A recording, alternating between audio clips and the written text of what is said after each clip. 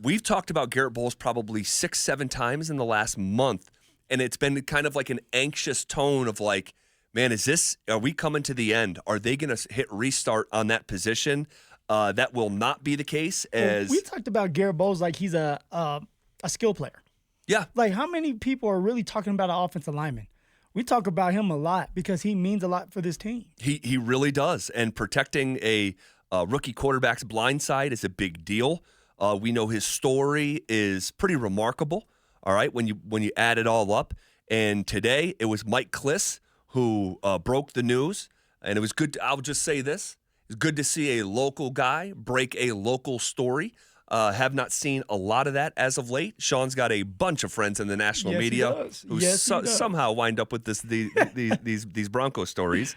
Bolles gets a 4-year deal for $82 million, worth up to that amount, rather. $42 million guaranteed.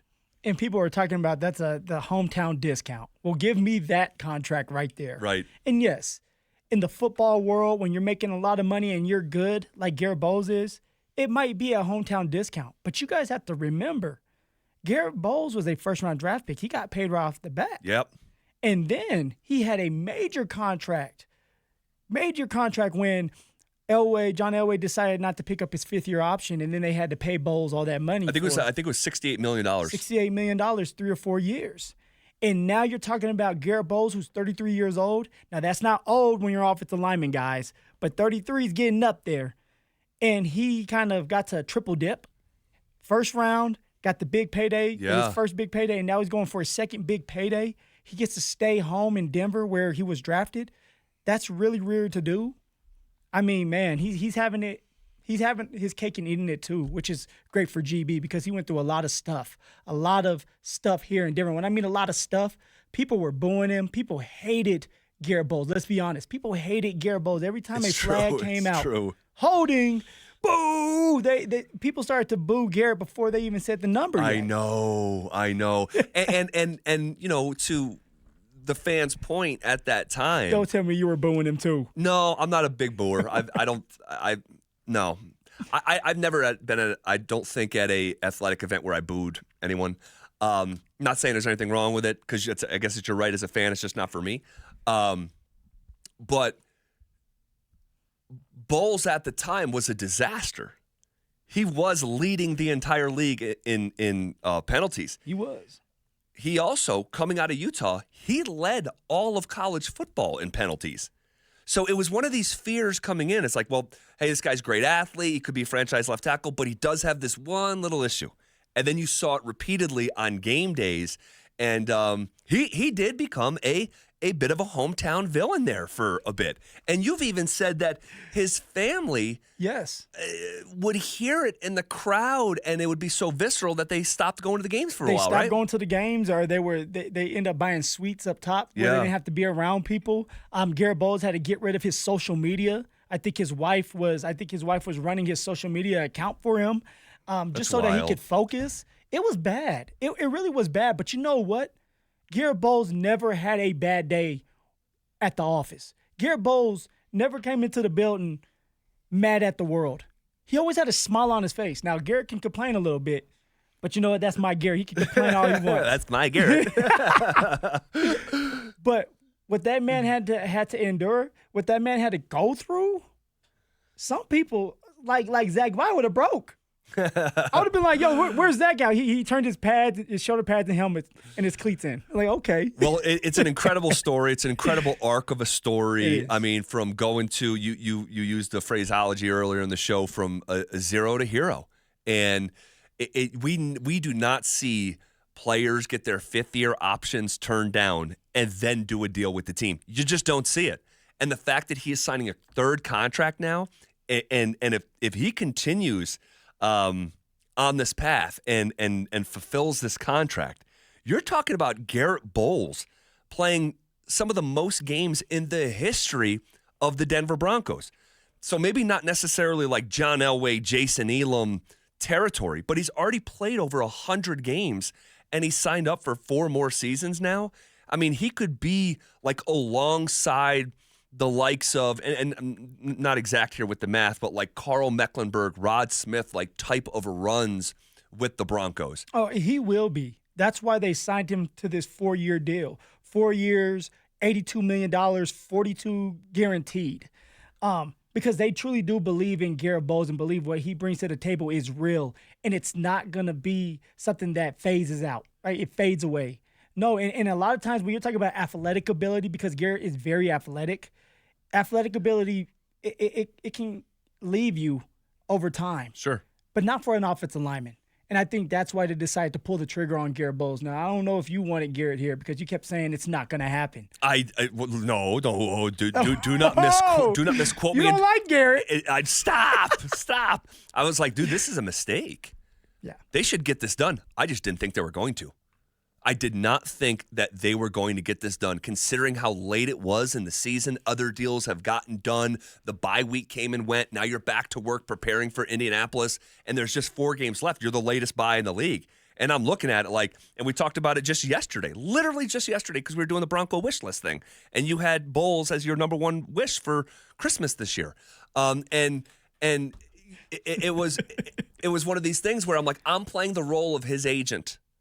Oh, that's what you were doing. No. Yes, well, kind of. I'm just looking at it for what it is. Yeah.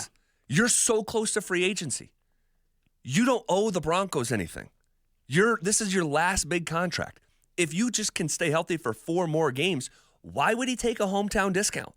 So I was just wrong about that. And he clearly. Well, you're not wrong. You're wrong because we don't know what Bolles is thinking. But for a lot of players, that's the mentality. The mentality is get as much as I can. They don't care about me. I don't care about them. But sometimes when you make the money like Garett Bolles has made, maybe Nathan McKinnon, maybe someone like Jokic, it's like I'm not chasing after money anymore. I'm chasing after maybe my legacy, or I just don't want to leave. Right, you're just comfortable. I don't want to move. I don't want to, like, and it's going to sound funny, but like, I know where the bathrooms are here.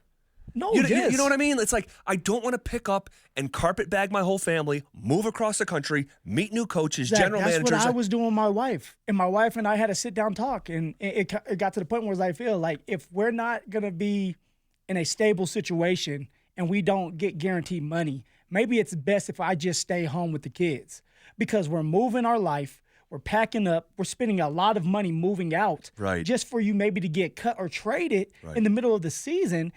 And it happened with the Texans to the Miami Dolphins, and it was a traumatic experience for my wife because it's like you're leaving me in Houston. I have no family. I have nobody here. You're not here.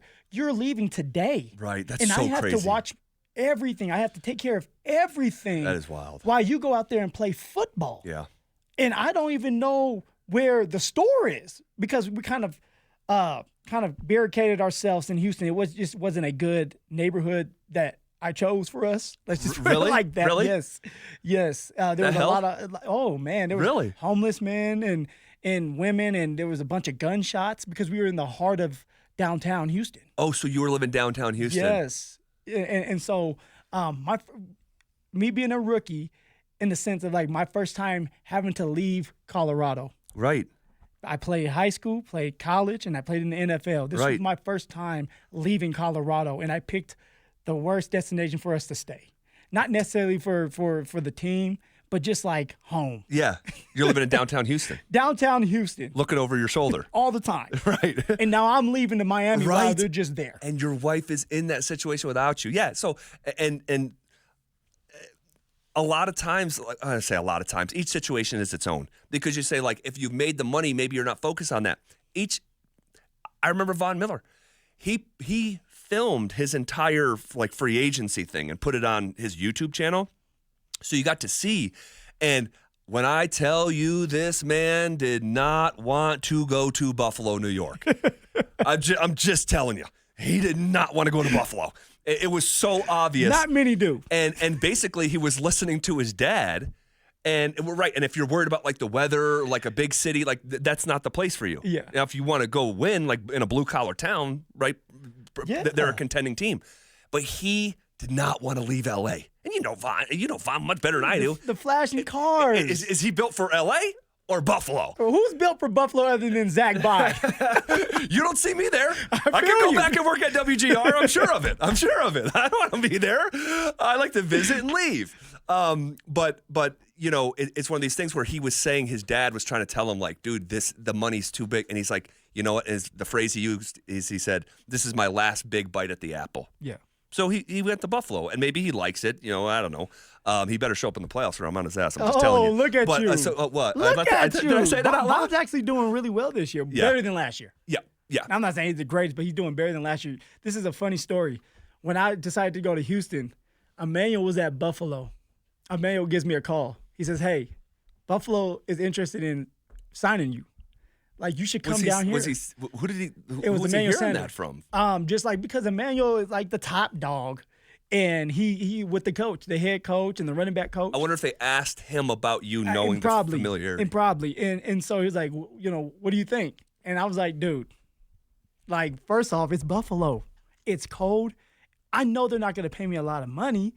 And it's taxes. They tax you out there. That's New York State. Yeah, it's like, Emmanuel, I'm not you. Emmanuel, you can walk in there and get paid $10 million. Right. I'm a running back, and I have to prove my worth. I have to prove myself again. And you're living in a state with no state income tax. Exactly. And so I was like, I can't do it, E. I just can't. He's like, all right, we're going to win a Super Bowl here. I was like, and you know what? Maybe for my career to take off, I should have went with someone like Josh Allen. Someone like that you know is going to feed you the ball, that you know is going to win you games, because everybody loves a winner. But it was just too damn cold. Well, good for Bolles, man. Good for Bolles. A four-year deal, $82 million, 42 guaranteed. Pro Football Focus has him the third-rated tackle in pass protection. He has allowed just one sack this year. Has a chance to spend his entire career with the Broncos. Look, I think Ring of Fame is in play. He's got to continue to play well. And I think it would be a really fun human story if Garett Bolles was the left tackle of record when the losing started. Literally his first year. And mine too. Still haven't talked about a winning season yet. But me and Bolles came in this thing together in 2017. Oh, man. So, well, you know what? You guys are going to be able to come in together, and now he's going to be able to ride off with his horse into the wind. Yeah. You're going to still be here. Yes. We're going to have our first winning season this year. Yeah. Well, that's a lock. You win this Sunday, you have your first winning season since 2016. But it'd be such a fun story for the arc of Garett Bolles' arrival, the darkest period in the history of the Denver Broncos NFL existence, and then to come out on the other side of it in a third contract. He's got a chance to be in a playoff game next month. Playoffs? And I mean, think about that. So it's a great story, man. I am thrilled for Garett Bolles. They got it done. I didn't think they were going to get it done. They got it done. Who gets the flowers? Sean, George, or Elway? Because you know Elway brought Bolles. Oh, that's a fun one. Elway brought Bolles in. Elway. Okay. Elway. Yeah. I think Elway. He did not have many hits. And it didn't even feel like a hit when Elway was there. So, you know, that's a fun one. He said it didn't feel like a hit when Elway was there. I'm trying to remember. And Elway didn't pick up the fifth-year option. He did not. I don't think he had it in his head that he was going to bring back Garett Bolles. Garett Bolles kind of forced his hand by having that good year, and you said it's the year that 2020. The year that they decriminalized holding. One of the greatest intersections of all time with a guy who was in a contract year and his biggest weakness literally got tucked away by the NFL. Was it perfect timing? We need to put the Shador Sanders song on. Perfect timing. It really was. He was an all-pro, and my man was just hemming people up, and referees were not putting air in that whistle. He's like, get in the sleeper hold. I love it. Going anywhere. I was like, GB, keep holding him. I got to get around you. But I remember that class. It was like there was a kid from not Texas, Alabama. Cam Robinson was his name. He was drafted by the Jags. We thought Cam Robinson was going to be the pick. Who else there? I just can't remember. I forget. But you got to give Elway credit for it. You have to give John Elway some credit. his draft pick is still here and playing at a high level, I couldn't have seen that coming. Just could not have seen it coming. And then George rewards him again, which is always great when your general manager says, hey, we're going to pay you. We're going to reward you. If I'm on that team right now with George being the general manager, and if George drafted me, he's letting you know, not by what he's saying, but by his actions, that if I go out there and I play well, I can get rewarded. I can get paid here. See, that was the difference with Elway. I'll never forget this, Zach. Undrafted, my agent calls and says, hey, Phil, this right here is going to be the best spot for you.